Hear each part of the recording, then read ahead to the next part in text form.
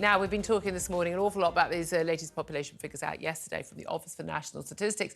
They show our population in Britain is set to grow from 67 million up to 70 million by 2026. That's just in 2 years' time. Originally, the official prediction was that that would take until 2036. So why has it happened so quickly? Well, because an awful lot of people are coming to this country every single year. Well, joining me to discuss this right now is Paul Morland. He's one of the UK's leading demographers. He's also author of Tomorrow's People, The Future of Humanity in 10 Numbers. Good morning to you. Good morning, Julia. Thanks so much for joining us. Just first of all, your wide reaction, really, to population going up to 70 million. It's much sooner than expected.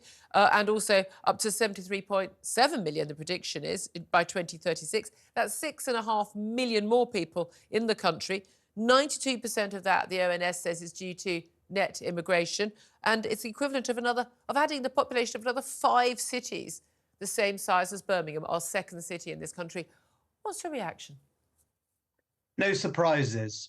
If you're actually looking at what's been going on, you'll see that we have about 1 million in, about 500,000 out a year, and you just roll that forward for 12 years, and that's kind of what you get.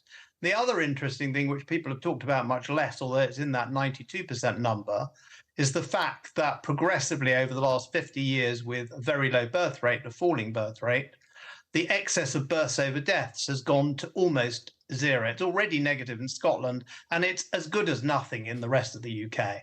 So we are no longer growing our own population. We're bringing in 1 million, and we're losing 500,000 a year. And that 500,000, some of them are people who lived here all their lives. Some of them are last year or the year before's million. So it's not totally straightforward, but roughly 1 million in, 500,000 out, and no natural organic growth. And that's it. We know that we have got, a fertility issue, a population issue. This is something that world leaders are waking up to, as you've got the sort of the green doom-mongers saying there are too many people on the planet. Actually, the prediction is that we're going to peak up like 9 billion on the planet, probably, maybe 10, and then it's going to rapidly decline as basically as every country gets richer. It's not just the much richer Western nations.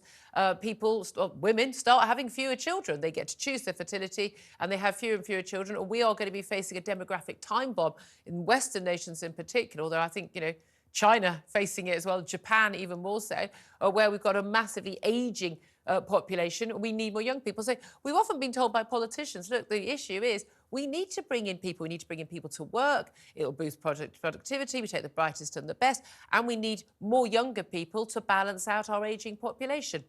Is any of that true? Well, it is true, but the question is, what do we do about it? So I think there are 2 points to make. The first is that we've been in the very fortunate, lucky position for a long time that although we've needed more workers, we've been able to get them from countries which were poorer than us, but well-educated, and which historically had a high fertility rate. And I think of Ireland as one example and Poland as another. Today, wages in Ireland are higher. In Poland, they're rapidly catching up. So it's going to be, and in both countries, by the way, their fertility rate has fallen very low. So they're not going to have lots of excess people to send. So in order to get the immigrants we need, or we think we need, we're going to have to go to less educated, lower value adding countries over the years. It's not going to be easy to pull in immigrants from countries like Ireland and Poland because their fertility rate's too low for too long and their wages have caught up or are catching up with ours. The other point is that in France, which has a long tradition of talking about demography, President Macron has said we have a problem. It's rather late in the day, but they have been talking about it somewhat.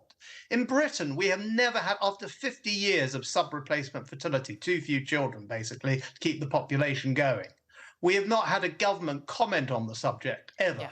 And the only people who do talk about it are a few backbenchers who stick their necks out. So we really need to change the culture and the conversation. Absolutely. And get to the point where the government could at last start to think about this, although it's very late in the day to be doing so. Yeah, and again, in France, for a number of years, they've been actually, paying very, very nice maternity benefits to women having children. You'd be on full pay for years, while having kids, valuing that. I've always thought it was quite ridiculous in this country, saying, no, we need more younger people, so let's import a load of people, as you say, often from the third world, often not sharing our values, our culture, our education and the like.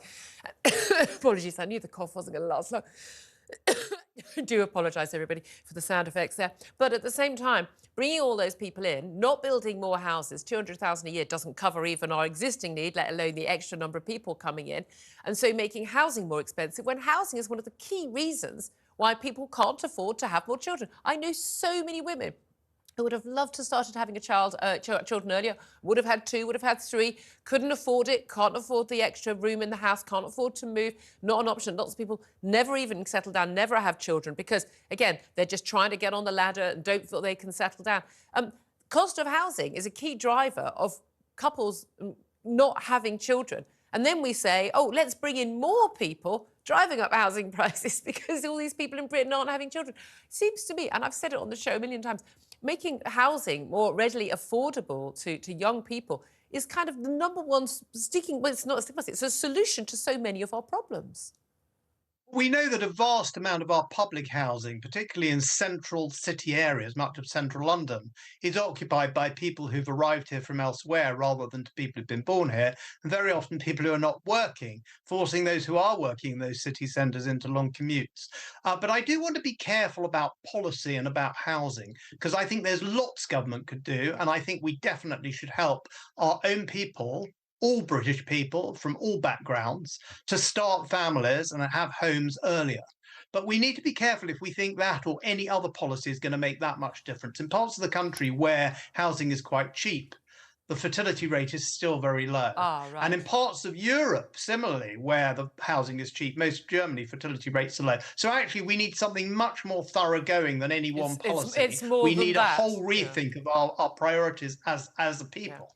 Well, we talked about fertility, we talked about the economic impact, and again, we know, it's bringing in an awful lot of cheap labour from abroad. And a lot of people say, oh, the argument over the years is like, this is a lie, these people are added benefit to this country. But where are these people, if you look at the actual numbers? I know we had some particular years with lots of people from Ukraine, from Hong Kong, but on average, where are the people who are arriving in our country as net migrants? Where are they coming from? And are they, on average, earning more or less than the average Briton? Well, I think we can see that effect that I've talked about, that as countries like Ireland and Poland, who have highly skilled workers who have come traditionally to this country and have added a huge amount of value, as those countries see their gap of living standards narrow with ours, or in Ireland's case, overtake them, there's no economic incentive. And they don't have a high fertility rate. The last redoubts of countries with high fertility rates, which will be able to have the excess population to send to us, have very poor education as well as lots of other problems. Yeah. And they're not necessarily going to be an economic or other benefit to us. There's going to be diminishing effects as we find it harder and harder to recruit people from high value adding countries, and we have to import more and more people from poor and poorly educated countries. There's also an argument, isn't there? The same with taking nurses and doctors from other countries. Sometimes there are countries like India that train far more than they need, and the Philippines as well. But actually, it's pretty immoral to say, yeah, we'll take your brightest and your best. Don't worry about your country. Those countries will probably benefit from keeping those people. Just finally, I want to ask you, Paul Morland, about the cultural impact, because that's the thing everyone wants to veer away from, because they feel like, oh, people think I'm racist. Nothing to do with colour. It's to do with what values people arrive with, what beliefs they have, and their ability to assimilate, to integrate into the homegrown communities, both the homegrown communities that are white and also black and Asian. What concerns do you have there? Well, when I see the demonstrations on Saturdays in London, many of the people there really very hateful, and as your earlier speaker was saying, anti-Semitic, and one should be free to demonstrate for one side or another. But when I see the virulence and the hatred in those marches, and I think about when the people on those marches have come, many of them, many, will have arrived in this country in the last 25 years, first of all under Blair, and really things began to change in 97. And then under the Conservatives, who promised us tens of thousands a year from 2010 and are now delivering us millions a year. So I think you certainly do need some immigration. It needs to be moderate. There needs to be a culture in which people are encouraged to integrate. And also we need communities that are sufficiently small to integrate into this country. If you come into a community with hundreds of thousands of millions of people, its own shops, its own institutions, there's very little incentive to integrate, especially when the host culture seems to have a crisis of lack of self-confidence, although that's a whole different subject. Yeah, yes. We'll get you back on and talk about that again. If we think our Love to. culture, we're told, isn't worth anything, then why would people want, or our beliefs and our values, then why would people want to integrate into it? Paul Morland, fabulous to have you on the show. Do come back as one of the UK's leading demographers, as I'm sure you've Thank worked you out so much. from listening to that. Still with